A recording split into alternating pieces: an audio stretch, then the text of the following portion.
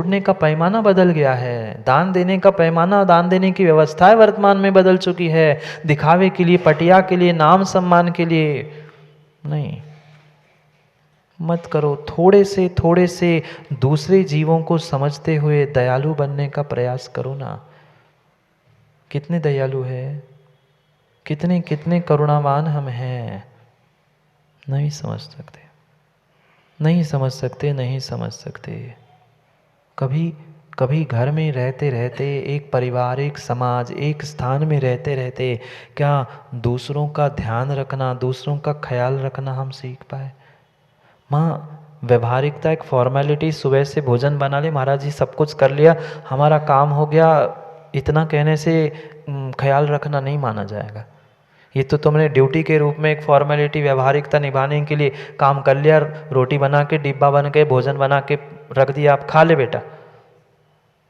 नहीं, पल पल पल पल ये संवेदनाएं मेरे भीतर होनी चाहिए, पल पल संवेदनाएं होनी चाहिए कि मैं जब एक इंसान हूं, मेरे साथ ऐसा होने पर मुझे ऐसा लगता है, तो मैं दूसरों के साथ ऐसा करूंगा तो उस पर क्या बीतेगी?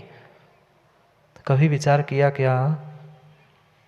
नहीं किया, नहीं किया, नहीं किया, नहीं किया। अगर विचार किया होता, अगर विचार किया होता ना पिछले भवों में भी, तो यहाँ शायद इस खोटे पंचम काल में, हुंडाव सर्पणी पंचम काल में नहीं आते, नहीं आते। अभी भी कुछ नहीं बिगड़ा, अभी भी राहुल देव कुछ नहीं बिगड़ा, कुछ नहीं बिगड़ा, कुछ नहीं बिगड़ा। अभी भी संभल जाओ, अभी भी सुधर जाओ। अपने भीतर उन संवेदना को जगाओ, मैं किस प्रकार से दूसरों का ख्याल रख सकता हूँ।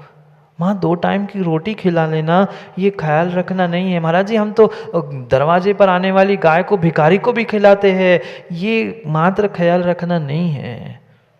हमारा व्यवहार कैसा है, हमारा आचरण कैसा है? क्या हम शिष्टाचार का कुछ पालन करते हैं? किसी ने थोड़ा सा भी सहयोग किया, क्या हम उसके लिए धन्यवाद देने की स्थिति में होते हैं? थैंक्स कह देना धन्यवाद नहीं है। थैंक्स कह देना, थैंक यू, धन्यवाद, इतना कह देना, मुंह मीठा कर लेना, ये धन्यवाद की स्थिति नहीं है। भीतर से लगना चाहिए, कितने बड़े उपकार उस जीव ने मेरे पे किए।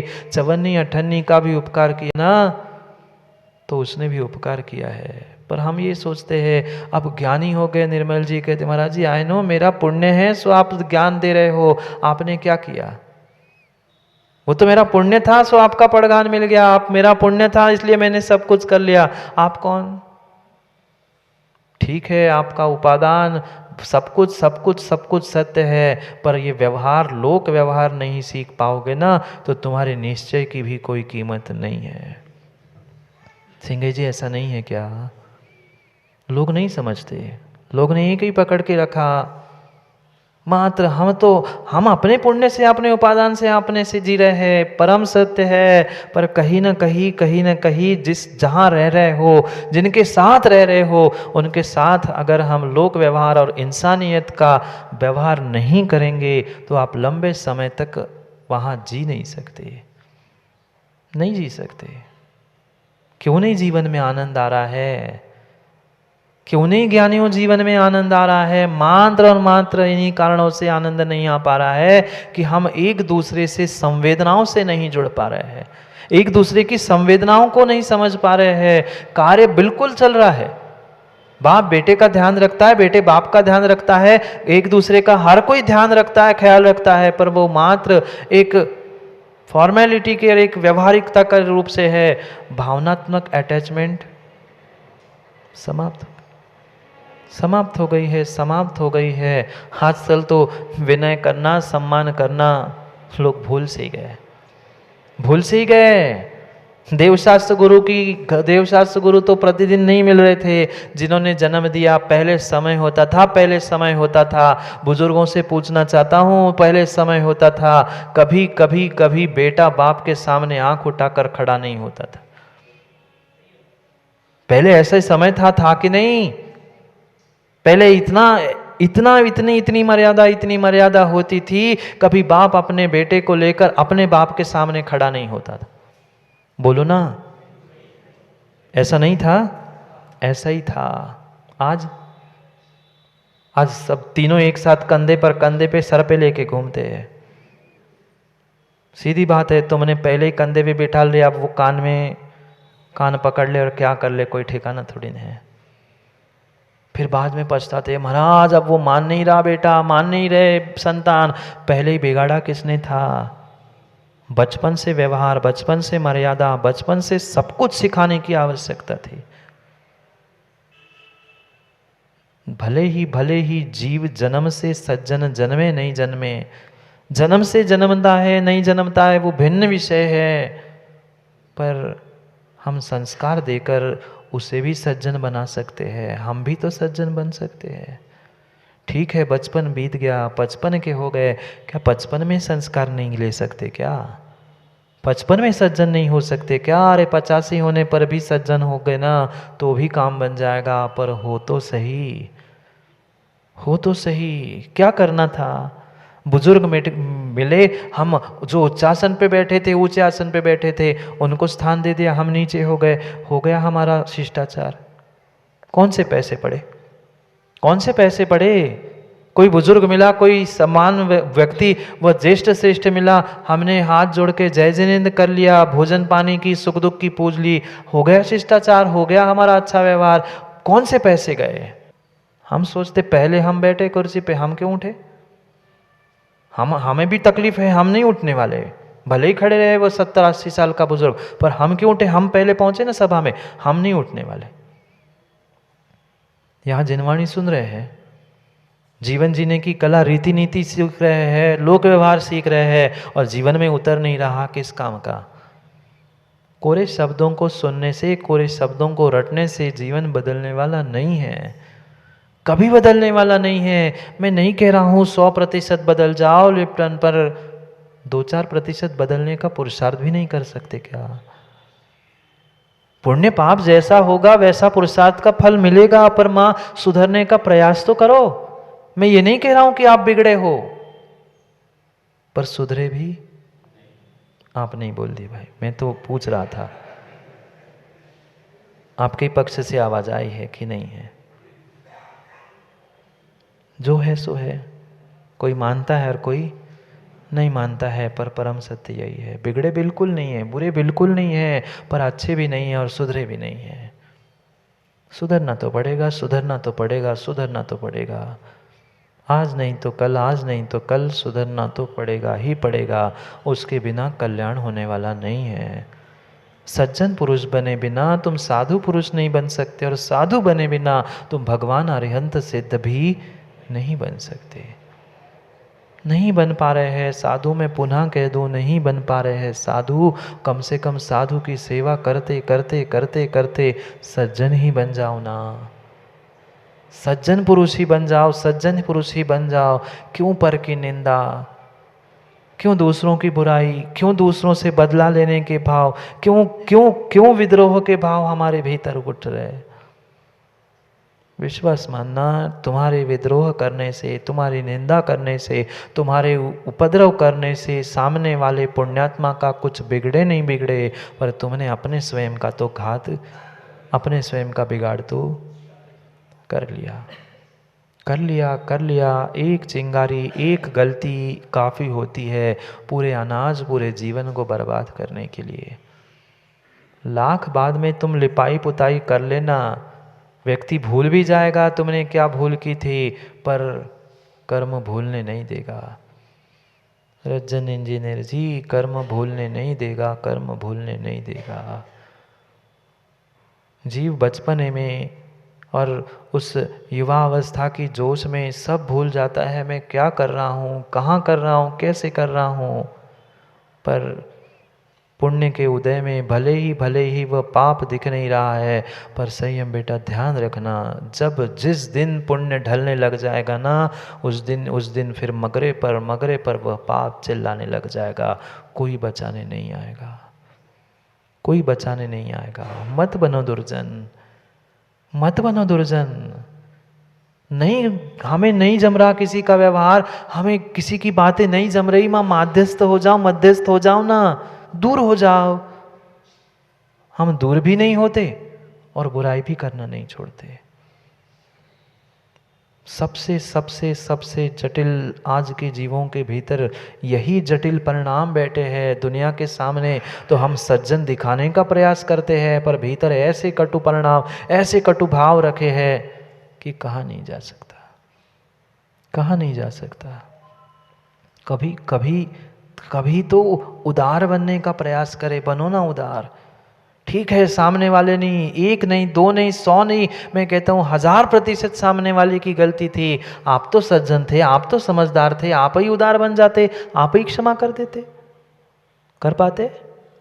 माँ बोलो ना, कर पाते हैं? हम उनको ही कोसते हैं, महाराज हमने कुछ किया ही नहीं ना, तो वो ही ऐसा है। अरे हाँ वो है, उसकी तो आदत है, वो तो दुर्जन है, वो अपनी हरकतें अपनी आदतें नहीं छोड़ सकता, पर मैं तो अपनी सज्जनता का परिचय दे सकता हूं ना। क्या करे, क्या करे, क्या करे। पाटनी कह रहा है महाराज ईगो टकराता है, हम कैसे झुके। ईगो, ईगो कह रहा है ईगो लेकर गो, ईगो भी जाओगा और तुम भी जाओगे। यही तो समस्या थी रावण के पास। क्या बुद्धि नहीं थी? क्या बुद्धि नहीं थी?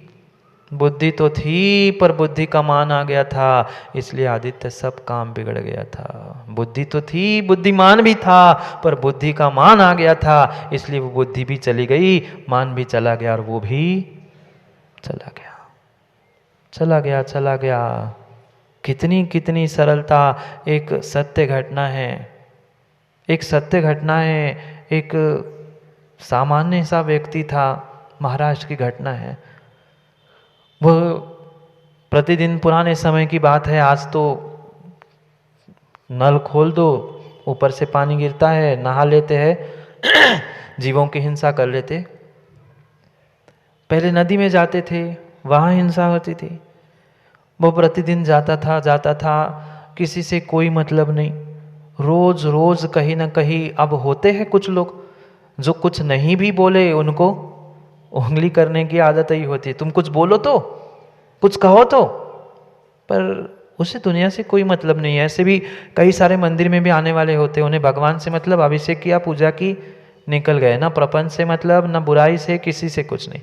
पर कुछ होते हैं जो मात्र उसी के लिए पहुंचते हैं कि कौन कम और कौन ज्यादा, कौन क्या नहीं, दे उंगली।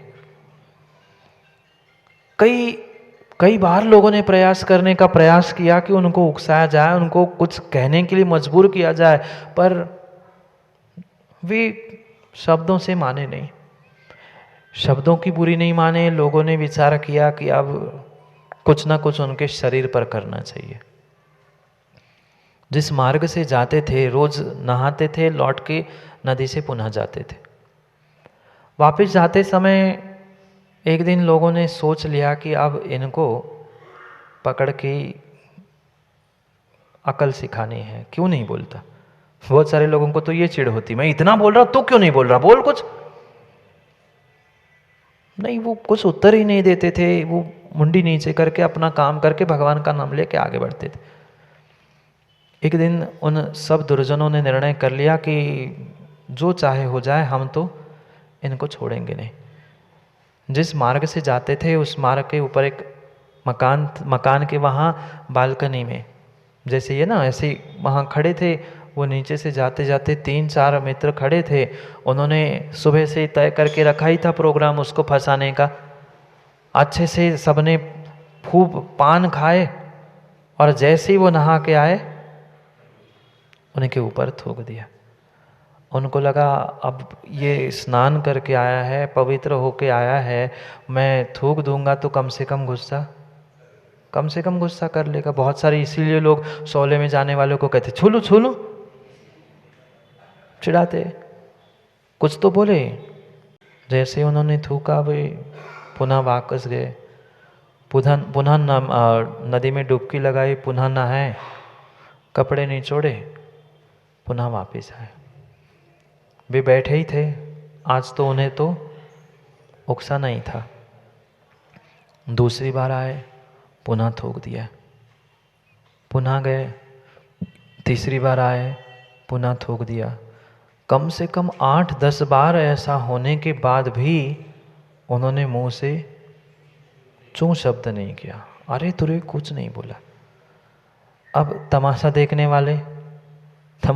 वाले तो संसार में बहुत होते हैं। ये नहीं कह पाए उन दुर्जनों से कि भाई तुम क्यों ऐसा कर रहे हो, वो बेचारा कुछ नहीं कह रहा है, क्यों दुर्जनों से कौन उलझेगा।